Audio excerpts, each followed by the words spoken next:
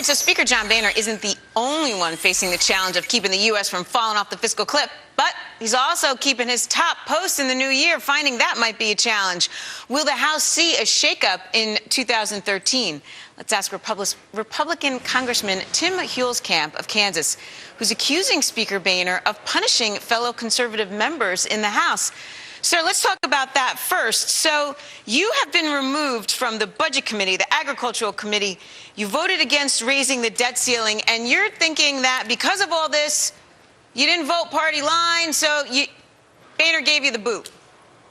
Well, we believe conservatives were punished by some secret scorecard, which the Speaker refuses to release. You know, when we're talking about backroom deals, whether it's removing folks from a committee or some deal with the president, I tell you, that makes me nervous and makes every Kansan I talk to nervous as heck of what's going on behind those closed doors. Okay, this is like the last thing the American people want to hear right now, right?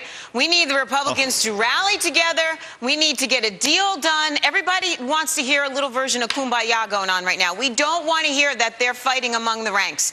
Why do you think this is? Well, I think there are folks in the Republican Party, they've been stating very clearly they're looking to raise taxes. And I think the last thing Republicans want to do is help this president raise taxes. But one thing that we have to remember, the last time there was a closed-door deal between the Speaker and the President of the United States, we got a $2.3 trillion increase in our debt ceiling, and we had no cuts to show for it. And that's why we're here at the end of the year. The Speaker and the President are both trying to undo the cuts they agreed to in August 2011. That was a bad deal then. And right now they're trying to undo the minimal cuts they actually agreed to a year and a half ago. Okay. So you're thinking that because you did not vote to increase the debt ceiling, because you are not going to vote for increases in taxes, you're thinking that John Boehner is actually going to come to the center a little bit more, and we are potentially going to see some tax increases, at least on our wealthy, by the end of the day.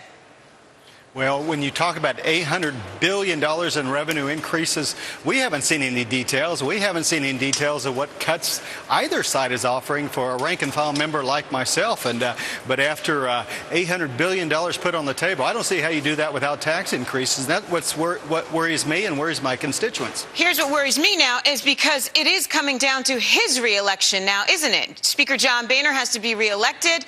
If he does sort of curve off to the left a little bit and finds his way down the middle, he can almost guarantee he is reelected, right? Well, he has to earn the trust of Republicans, particularly conservative Republicans. If he brings a tax increase to the floor of the House and pushes that through, I think that'll ruin the Republican brand forever.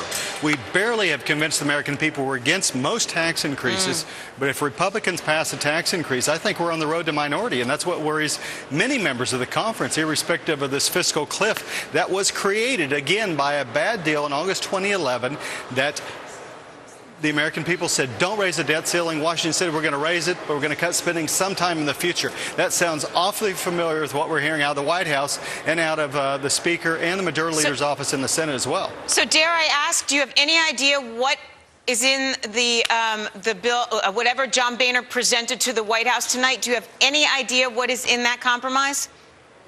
None whatsoever. No details given to us. Again, undeclared cuts, but what I can probably be very certain about, any cuts they talk about are cuts sometime in the future. Right. Washington has done this year after year, a decade after decade. This is not a Republican or Democrat problem. It's a Washington problem.